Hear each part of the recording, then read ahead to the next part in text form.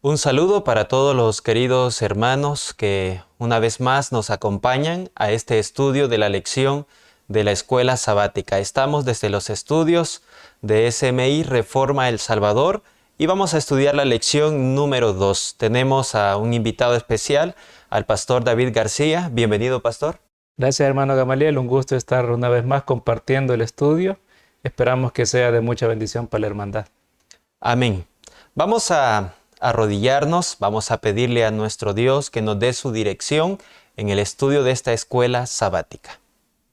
Padre nuestro que está en las alturas de los cielos, en esta hora muy agradecidos estamos por la vida y este grande privilegio que nos da de estar con nuestros hermanos en estos medios digitales para poder tener un estudio más de su santa palabra.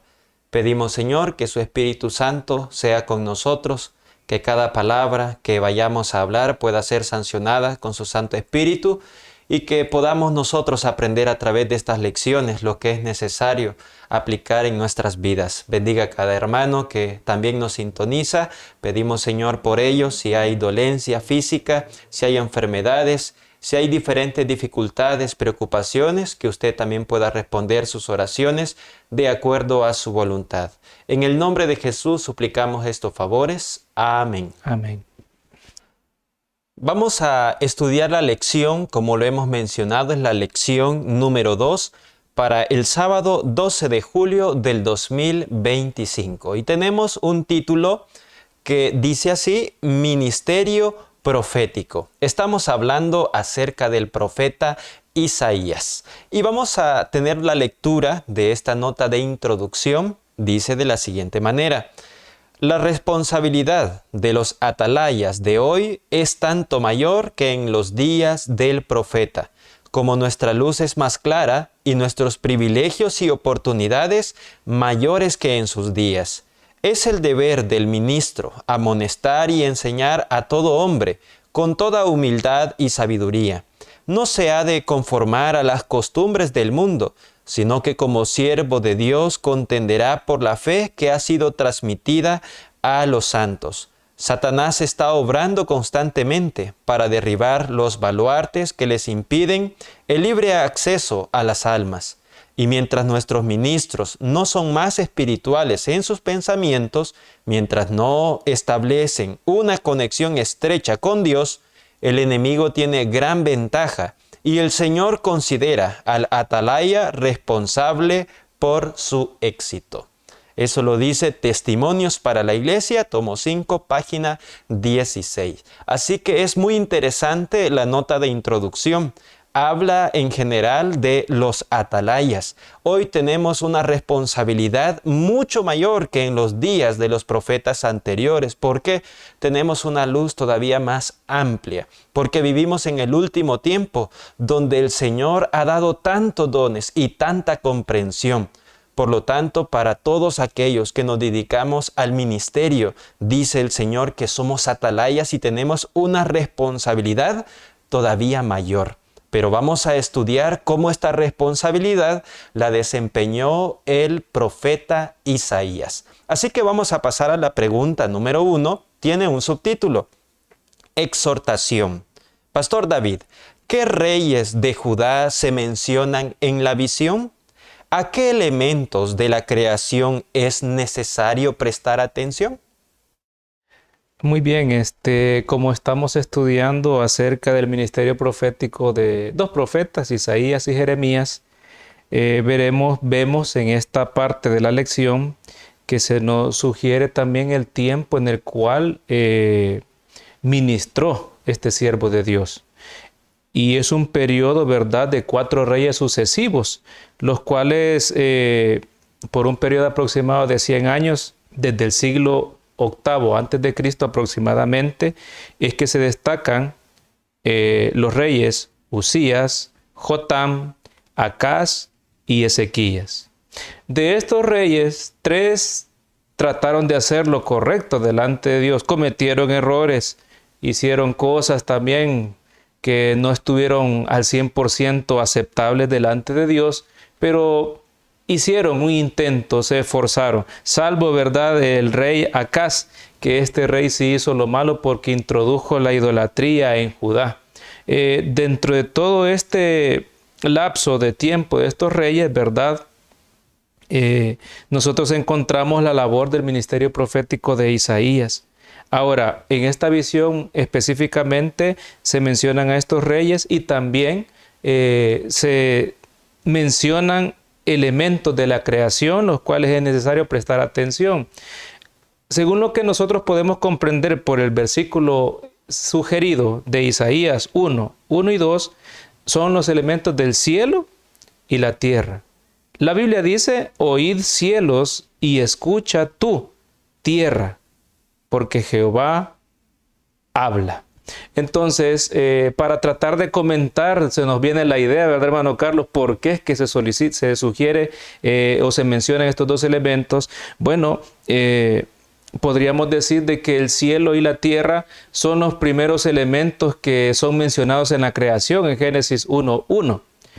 Pero también vemos de que estos elementos sugieren también otros elementos, uno relacionado con la divinidad, con Dios, ¿verdad? Y otro relacionado con la humanidad. Nosotros tenemos que comprender de que hay un decidido contraste y por un lado, ¿verdad? Se sugiere, cuando se menciona la tierra, tratar de también recalcar lo humano, lo temporal, lo finito, y al cielo, ¿verdad? Representando también lo divino, lo eterno y lo infinito.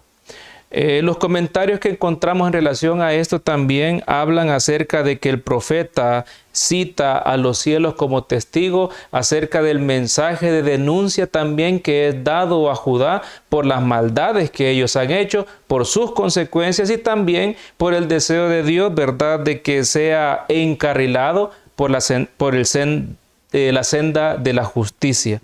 Así que es lo que podríamos comentar primeramente en esta primera parte de la visión sobre los reyes que son mencionados y también, ¿verdad?, cómo el Señor muestra su descontento a la ingratitud que el pueblo de Judá había manifestado después de que Dios les había bendecido en gran manera, que los había engrandecido, y cómo Dios también denuncia la rebelión que ellos habían manifestado delante de Él. Amén.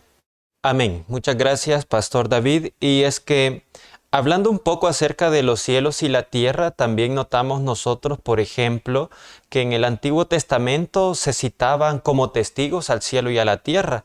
Uno de ellos fue Moisés. Moisés, en el Deuteronomio 30:19, llama por testigos también al cielo y a la tierra. Prácticamente el Señor lo que quería hacer, tanto en aquel momento como hoy, lo que vemos en el caso de Isaías, es llamar como testigo a toda su creación. Ya el pastor mencionaba lo divino, lo que el Señor creó también como los ángeles, los seres celestiales, pero también a toda la creación, acá también en la tierra.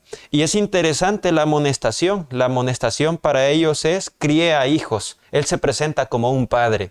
Cría hijos y ellos se rebelaron contra mí. En la nota nosotros vamos a darnos cuenta de cómo se relata el pacto que el Señor hizo con el pueblo, las bendiciones que les dio, pero ahora los resultados hoy en el tiempo de Isaías. Un pueblo rebelde, y de eso vamos a seguir hablando en otras preguntas. Para contestar en resumen, la pregunta número 1 dice: ¿qué reyes de Judá se mencionan en la visión? 4 reyes: Usías, Jotán, Acaz, Ezequías. Esos fueron los 4 reyes, que justamente Usías engendró a Jotán, Jotán a Acaz y Acaz a Ezequías. Y su pregunta: ¿a qué elemento de la creación es necesario prestar atención? A los cielos y a la tierra. Vamos a pasar a la pregunta número 2 y dice así: ¿cómo se contrasta el entendimiento de Israel con la relación del buey y el asno con sus dueños? Quisiera leer el texto. Isaías 1:3.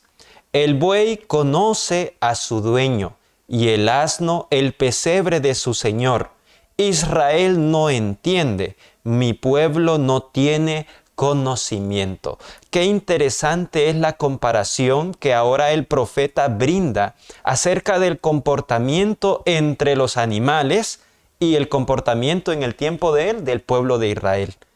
¿Por qué es interesante? Porque el buey sabe quién es su dueño y también el asno sabe el pesebre de su señor, sabe dónde está. Pero ¿cuál es el contraste? Que el pueblo no entiende así como los animales. Es increíble, ¿por qué? Porque nosotros somos seres más racionales. Dios ha puesto inteligencia en todos los animales, pero si nosotros comparamos la inteligencia que depositó en el ser humano, el nivel de raciocinio prácticamente es incomparable. Pero cuando nosotros notamos muchas veces la conducta del pueblo, es aún, y hay que decirlo, peor que los animales. ¿Algún comentario, Pastor David? Sí, es bien interesante cómo el Señor con ciertas ilustraciones muy sencillas y cotidianas da lecciones tan profundas, porque seguramente bien es hasta como podría tomarse como una ofensa el que nos comparen o nos vean como inferiores a un animal. Pero al comentar acerca de esto nos damos cuenta que estos animales tienen cierta nobleza. Por ejemplo, el buey, ¿verdad? Después de su proceso de castración para que él pueda convertirse en un animal de trabajo, son animales, son seres tranquilos, son fáciles de manejar, son muy útiles para el trabajo y al final la vida del buey termina en ser sacrificado para servir de alimento para las personas, bueno, los que se alimentan de tal manera. Entonces Israel no tenía esa característica de docilidad, no tenía esa característica de ser fácil de manejar. Y en el caso también por eso el Señor les acusa y les dice, el buey conoce a su dueño. Ahora hablando acerca del asno, a veces nosotros pensamos que el asno es un animal terco, testarudo, desobediente, pero los que hemos estudiado quizá un poquito a ver las características de este animal, nos damos cuenta que es un animal muy inteligente, con buena memoria, con gran capacidad de adaptación también. Es un animal de carga, pero a la vez es un animal de compañía. En este sentido, todas estas características que encierran estos dos animalitos no las tenía el pueblo de Judá. Y por eso el Señor los comparó y dijo, ¿verdad? El asno conoce el pesebre, reconoce quién le da el alimento y dónde conseguirlo. Israel, bueno, y Judá, ¿verdad? No lo tenía. En pocas palabras, los animales domésticos conocen, estiman, valoran a aquellos que se preocupan por ellos, que los alimentan y que los cuidan. Y aunque son seres irracionales, saben entender quién es el que les puede proveer y sienten cariño por quien los sustenta. Por eso es que es tan significativa la denuncia que hace Dios por medio del profeta a la actitud tan indolente e ingrata que su pueblo estaba manifestando en esta etapa de la historia. Amén. Muchas gracias, Pastor. Me llama la atención también el sentido de lealtad que pueden llegar a desarrollar los animales. Y eso es algo también que podemos compararlo, que el pueblo no tiene lealtad. En el tiempo de Isaías no se tenía esa lealtad. Mejor los animalitos tienen lealtad hacia su dueño, hacia su señor. Pero leíamos en el verso anterior de la pregunta número 1 que ellos se rebelaron contra el Señor. Ahora, para responder en resumen, la pregunta número 2, ¿cómo se contrasta el entendimiento de Israel con la relación del buey y el asno con sus dueños, que son animales que tienen sentido de lealtad, reconocimiento, dependencia, docilidad y adaptación, y aún más que el pueblo de Dios? Eso podemos contestar en resumen. Pregunta número 3. Condición del pueblo. ¿Cómo se desarrolló la rebelión en Israel y cuáles fueron sus causas principales, Pastor David? Sí, hermano Carlos y queridos amigos y hermanos, es muy interesante el saber que la condición del pueblo de Dios fue muy cambiante, fue muy inestable. Fueron periodos repetitivos de decadencia, de arrepentimiento, de calamidades, pero tenemos que entender que la situación de la condición del pueblo tuvo un desarrollo y el punto, ¿verdad?, de inicio de ello demarca el hecho de que el pueblo se olvidó de Dios. empezó a desconsiderarlo, se olvidó de ser leal a todo lo que Dios había hecho, se volvieron olvidadizos. Y es muy interesante, ¿verdad? Porque después de esto, al olvidar de quién era el proveedor de todas las cosas, entonces el pueblo adquirió y se volvió pecador, se volvió, dice la Biblia en Isaías 1:4, un pueblo cargado de maldad, generación de malignos, hijos depravados. Entonces vemos de que fue una ola de maldad creciente, algo que era normal, era cotidiano ya en la conducta del pueblo de Dios. En realidad entonces, hermano Gamaliel, ¿no? Que podríamos decir que era pueblo de Dios, pero no por sus acciones, porque se habían olvidado de Dios y ahora se habían vuelto, y lo denuncia la palabra de Dios, se habían vuelto atrás. Entonces, dejar a Dios nunca puede tomarse como una acción sin reflexión, tendrá consecuencias. Habrá un cambio en nuestra conducta, habrá cambio también en la forma como nosotros hemos de vivir. Y bueno, como consecuencia también, ¿verdad? Dios fue provocado por la conducta de ellos. El pueblo dice que se volvió atrás. O sea, dejó por un lado la conducta noble y recta que Dios le indicaba por medio de sus escrituras y volvieron a hacer las cosas que Dios, ¿verdad? Nunca hubiese querido que el pueblo practicara. Así que empezaron a apostatar abiertamente, y aquel olvido pasivo, aquel alejamiento que parecía inofensivo, se transformó en una rebelión activa. El pueblo se había vuelto rebelde y de esa manera su condición era decadente, era desagradable delante de Dios. Amén. Muchas gracias, pastor. Y la nota nos da a entender, por ejemplo, la primera parte de la nota, de que aún la idolatría misma ya ni siquiera provocaba sorpresa. Era tan común pecar. Ya no ocasionaba alguna sorpresa, dice aquí, la ostentación, groseras borracheras, un espíritu de orgía. ¿A qué nivel había llegado tristemente la nación en el tiempo de Isaías? Y tal vez debemos reflexionar, hermanos, que también esto tiene una aplicación para nuestro tiempo. No lleguemos a esta condición, aunque esto es una descripción para el tiempo de Isaías, pudiera tener una aplicación también para nuestros tiempos.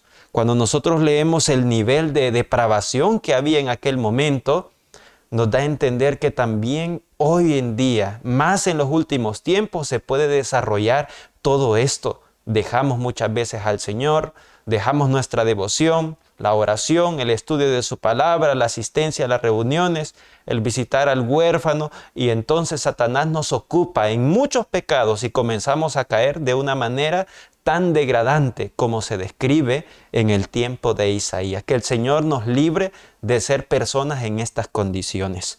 Para responder en resumen, la pregunta 3, ¿cómo se desarrolló la rebelión en Israel y cuáles fueron sus causas principales? Bueno, ¿cómo se desarrolló? Se desarrolló en toda una generación de una manera constante, progresiva, profunda y multiplicada. ¿Y cuáles fueron esas causas principales? Que dejaron a Jehová y se volvieron atrás.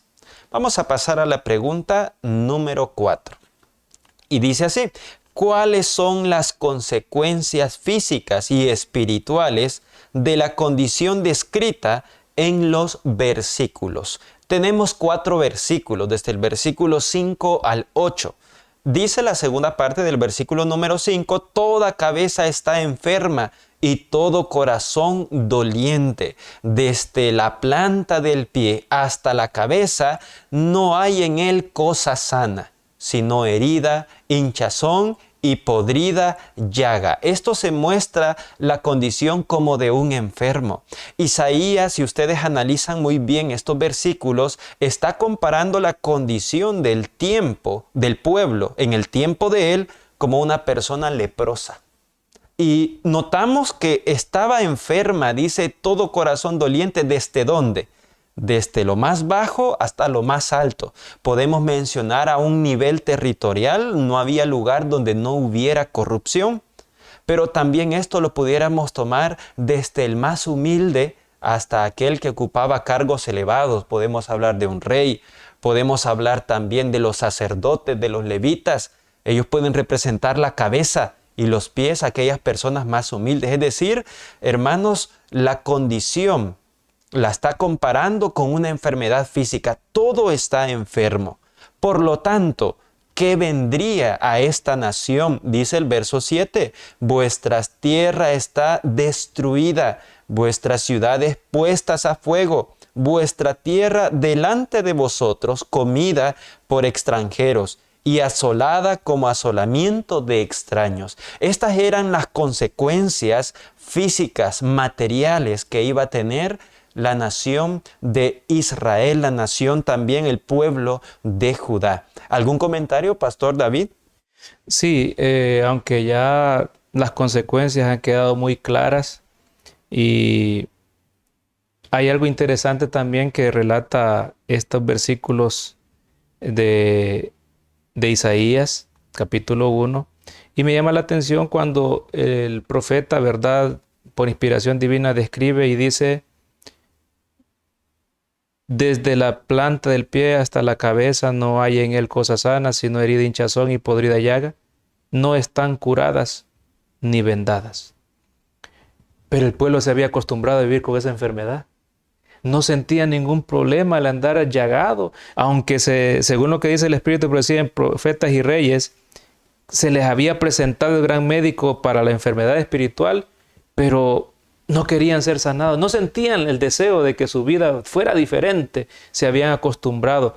Y no hay nada más peligroso para la persona el conformarse con una vida de pecado, una vida de desgracia, una vida de consecuencias, calamidades, y también de sentirse que es una normalidad y de no siquiera investigar o darse cuenta de que puede haber un cambio en nuestra vida. Y esa es la situación en la que el mundo se encuentra hoy en día. Un mundo enfermo, un mundo lleno de dolor, de enfermedad, y sin embargo, aunque se muestra el médico de médicos como la solución, pues el mundo, ¿verdad?, y sus moradores viven, ¿verdad?, y cada uno, nuestros pensamientos, nuestras obras, demarcan, ¿verdad?, insensibilidad, demarcan una falta de comprensión acerca de nuestros actos, y vivimos las consecuencias resignados a que eso debe ser el final del ser humano. Cuando el Señor, ¿verdad?, denuncia todo esto con el deseo de poder sanarnos, de poder limpiarnos, de poder rescatarnos también. Amén. Muchas gracias, Pastor David. Y nosotros notamos al inicio del versículo algo que no hemos quizás tocado aún, es las dos preguntas que se hacen al inicio. ¿Por qué querréis ser castigados aún? ¿Todavía os rebelaréis? Esto habla de la insensibilidad, no solamente a la enfermedad, sino al castigo ahora. ¿Por qué todavía quieren estar en esa condición? Ahora, de manera espiritual, estaba enfermo el pueblo, casi como compararlo a un cáncer. Me pregunto yo, si el Señor hiciera un análisis de nuestra iglesia, el movimiento adventista, la Sociedad Misionera Internacional, ¿qué haría el Señor? ¿Será que nos describiera de una manera igual? ¿Qué cree usted, pastor, en qué condición nos encontramos hoy en día? Si el Señor quizás nos comparara ahora con esa situación. Pues seguramente encontraría muchos de nosotros, ¿verdad?, con esa misma condición, con una persistencia en afrontar castigos, en vivir, como lo dije, consecuencias malas en nuestra vida, con un corazón rebelde. Eso se da en muchos miembros de la iglesia, lamentablemente, ¿verdad? Personas de que persisten en el pecado, rebotan en el suelo porque caen, ¿verdad?, dolorosamente, pero no son unas personas que reaccionan a su mal proceder, sino que más allá se endurecen y se empecinan en estas conductas. Así es, pastor. Así que debemos meditar mucho cómo esto tiene una aplicación espiritual. Queridos hermanos, todavía es tiempo. Está el médico de los médicos que quiere ayudarnos, quiere vendar nuestras heridas, quiere sanar nuestra enfermedad. Debemos ir a nuestro Señor Jesús. Para hacer ahora un resumen de esta pregunta y la respuesta, ¿cuáles son las consecuencias físicas? Nosotros podemos señalar que las consecuencias físicas son las destrucciones, de las tierras y los campos que ellos iban a sufrir, además del el asolamiento y la calamidad que vendría a consecuencia de esos pecados. ¿Y cuáles podrían ser las condiciones espirituales? Podemos mencionar la insensibilidad al castigo de Dios y también una corrupción y un depravamiento de acciones también y también del pensamiento y de emociones. Eso podemos señalar como resumen de esta pregunta 4. Pasemos ahora a la siguiente pregunta, número 5. ¿Por qué eran tan importantes las palabras un resto pequeño, Pastor David?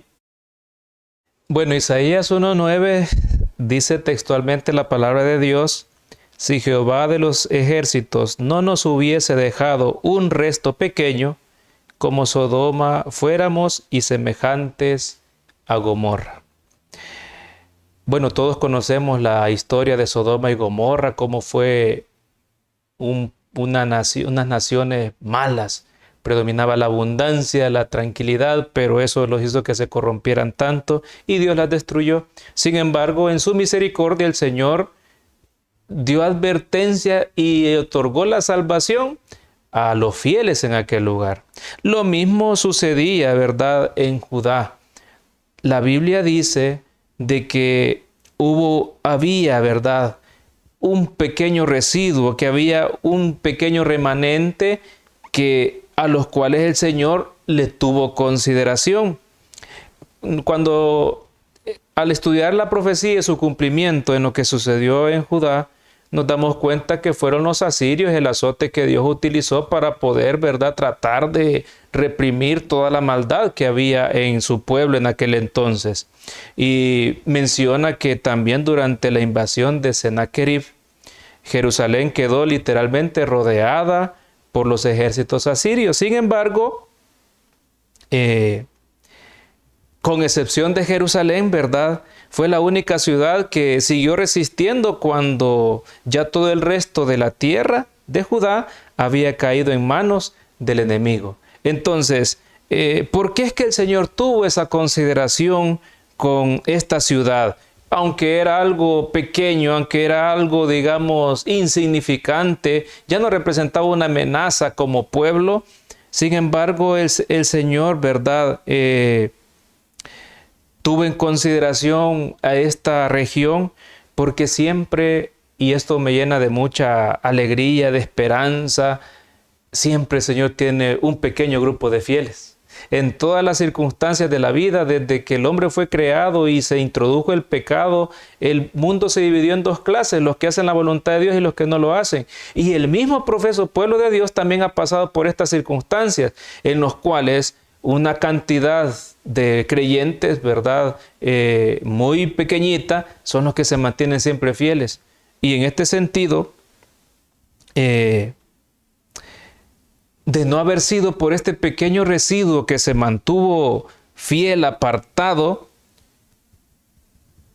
Judá hubiera llegado a su final como fue Sodoma y Gomorra.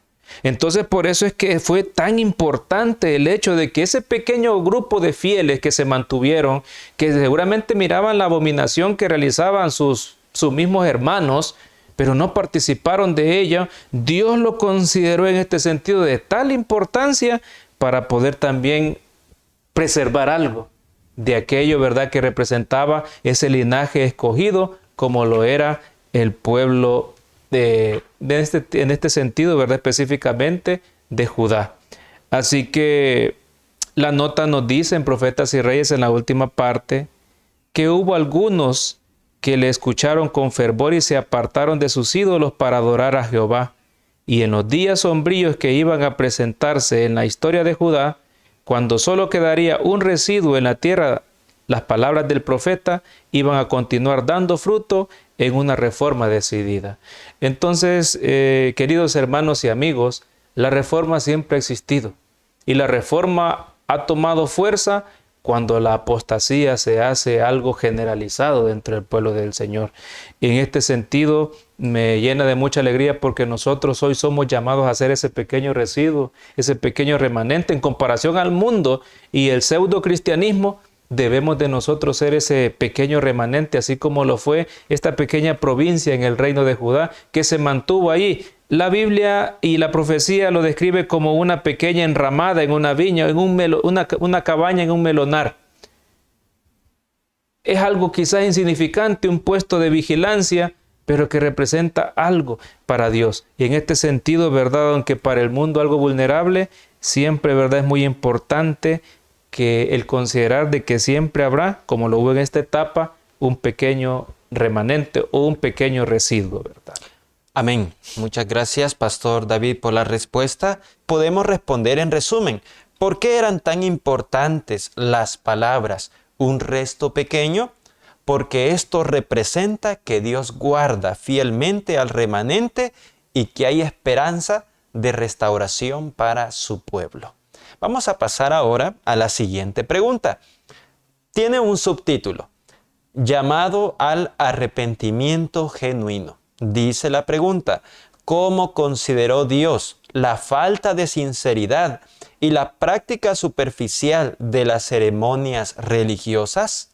Y nosotros tenemos una gran descripción desde el versículo 10 hasta el versículo 15 del primer capítulo de Isaías. Yo quiero leer algunas partes. Por ejemplo, el versículo número 11 hace una pregunta. ¿Para qué me sirve, dice Jehová, la multitud de vuestros sacrificios? Hastiado estoy de holocausto, de carneros y de cebo de animales gordos. No quiero sangre de bueyes, ni de ovejas, ni de machos cabríos. Hagamos una pausa ahí. Dice el Señor, ¿y para qué me sirve la multitud de vuestros sacrificios? Esto da a notar algo, que en el tiempo de Isaías, aunque la nación era muy perversa en muchos sentidos, todavía ¿qué hacían ellos? Todavía seguían ofreciendo ofrendas. Y no cualquier ofrenda, porque aquí menciona carneros y animales gordos. Habían llevado lo mejor, según lo dice Isaías. Pero el Señor decía hastiado. Hastiado, hay unas versiones que dice hasta esta palabra, harto. Es decir, que ya no puede más. Sigue diciendo el verso 12. ¿Quién demanda esto de vuestras manos? Cuando venís a presentaros delante de mí para hollar mis atrios, no me traigáis más vana ofrenda. El incienso me es abominación, luna nueva y día de reposo. Al convocar asambleas no lo puedo sufrir. Son iniquidad vuestras fiestas solemnes. Vuestras lunas nuevas y vuestras fiestas solemnes las tiene aborrecidas mi alma. Me son gravosos, cansado estoy de soportarlas. Así que, ¿cómo considera el Señor, queridos hermanos, que nosotros le llevemos cantidad de sacrificios? Pueden ser los mejores sacrificios. El Señor lo tiene como abominación. Podemos mencionar muchas palabras. Abominación es algo despreciable, algo repudiable, que no se puede soportar. Y el Señor estaba viendo a esta nación que era muy religiosa en sus ceremonias, pero no llevaban una vida íntima, apegada a nuestro Dios. Nosotros notamos una religión vacía, algo vano, algo hueco. Eso es vano, algo hueco. Una religión que solamente es superficial. Y esta era la religión que abundaba en los días de Isaías. ¿Puede ser este nuestro caso? Seguramente sí, en el tiempo de los últimos días. Puede ser este nuestro caso. Justamente el libro de Apocalipsis compara a la última iglesia como una iglesia que se siente autosuficiente, se siente bien, pero por dentro realmente ¿cómo está? Está vacía. Dice, tú eres rico, tú dices que eres rico, pero realmente eres pobre. Muchas veces nosotros podemos, queridos hermanos, asistir a la iglesia todo el sábado, de puesta del sol a puesta del sol. Podemos reunirnos toda la semana aún a hacer nuestros devocionales. Podemos ser personas talentosas. Podemos cantarle al Señor. Pero si todo esto es algo solamente de apariencia, entonces estamos cometiendo el mismo error que se cometió en el tiempo de Isaías. El Señor lo que quiere es su corazón en primer lugar. Estas cosas son importantes, las ceremonias son importantes, pues el Señor cuando dice que está cansado de estos, no quiere decir de que no servían para algo, porque Él mismo los instituye. Pero el problema es cuando el hombre solo se vuelve una apariencia, algo que solamente es externo. No sé si tiene un comentario, Pastor David. Sí, bien, este término o esta parte de la lección es muy aplicable a lo que estamos viviendo en nuestras iglesias, en nuestras reuniones. Resulta de que hoy se mira también muchas reuniones superficiales. A veces se demarca mucha irreverencia en nuestras iglesias. Nuestros jóvenes no tienen ya el sentido de temor al estar en un templo. Estamos más atentos quizás de un teléfono, de las redes sociales, entre otras cosas. Y también llega el momento en el que y Dios ya no puede recibir. Me llamó la atención cuando la Biblia dice, ¿para qué me sirve, dice Jehová, la multitud de vuestros sacrificios? O sea, en gran cantidad.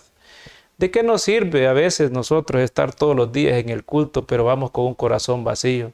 ¿Saben algo que el Señor condenaba y por lo cual estaba denunciando todas estas cosas?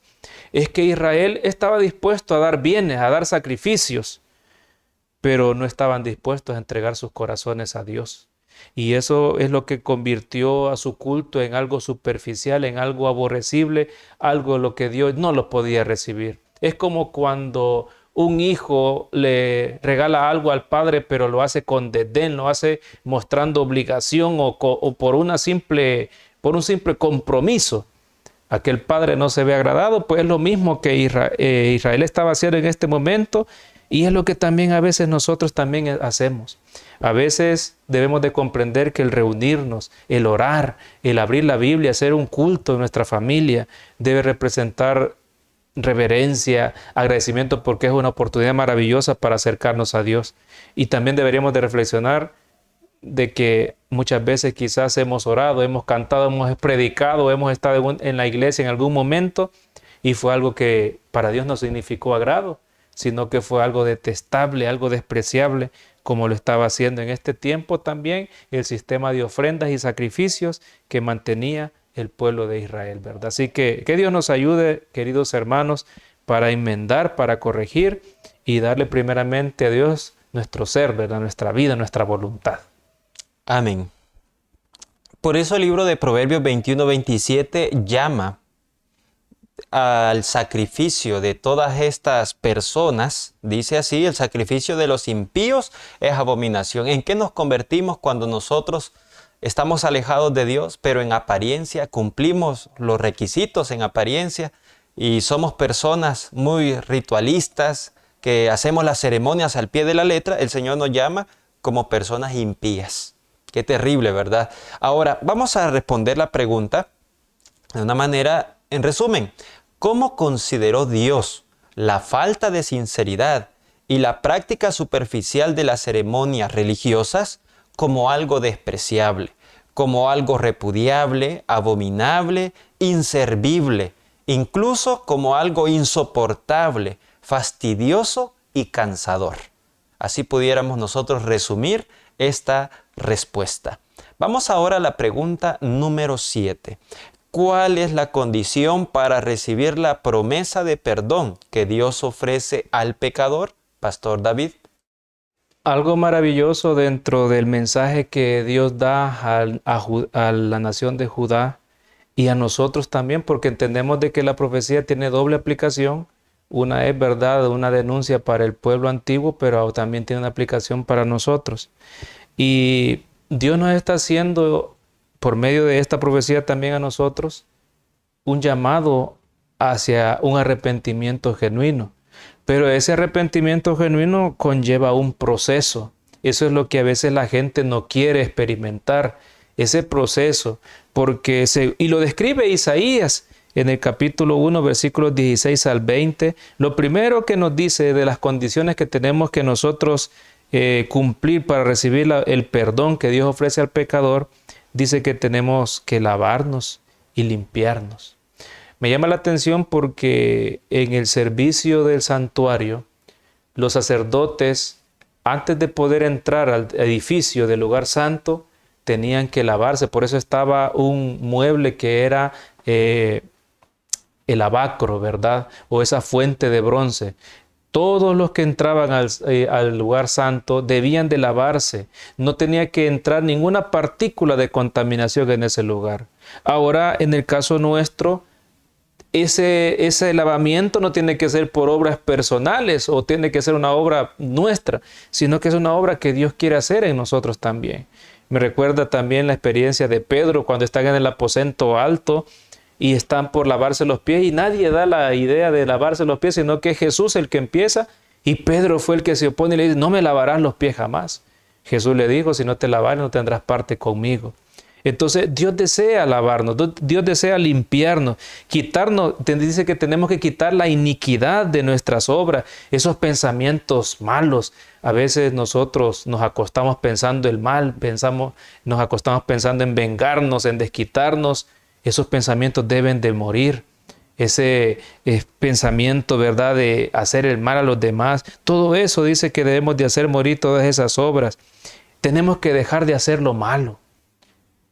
Y a veces nosotros queremos la gracia de Dios, pero no cambiar nuestra vida, nuestro comportamiento. Ahora, ¿es fácil? No. Y por eso es que también de manera muy clara el Señor nos dice, dejen de hacer lo malo, sean limpiados, quiten la iniquidad. Cambiemos nuestros pensamientos. Y también nos dice que aprendamos a hacer el bien. Hacer el bien no es una obra de la noche a la mañana, no, es una obra de aprendizaje según lo que dice la misma Biblia. Quiere decir de que tenemos que llevar un proceso y dentro de ese bien que tenemos que hacer dice que hay que restituir al agraviado. A veces nosotros hemos ofendido a personas, les hemos quitado, los hemos afectado y nosotros creemos que solamente con decir perdón, eso es todo. Pero la Biblia me habla de restitución al que he dañado, la restitución a Dios también. Tenemos que aprender a hacer justicia, tenemos que aprender a hacer el bien. En pocas palabras, la Biblia me está diciendo que yo tengo que ser un hacedor, un cumplidor de la palabra, de la ley de Dios. El amor al prójimo como a nosotros mismos y a Dios sobre todas las cosas. En ese sentido, ¿verdad? Dentro de todas las cosas que nos indica, también aquí menciona algo muy especial la palabra de Dios, porque nos dice de que todo eso es si nosotros queremos. Si nosotros estamos dispuestos a oír la advertencia, el consejo que Dios nos da, la denuncia de nuestros pecados y la solución.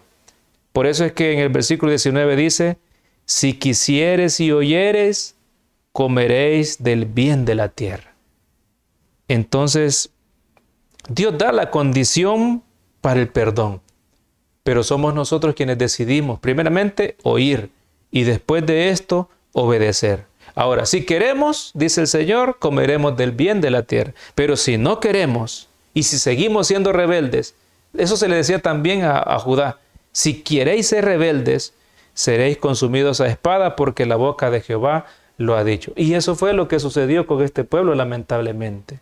Y es lo que puede suceder con el pueblo de Dios en el último tiempo. Queremos que entender algo, queridos hermanos.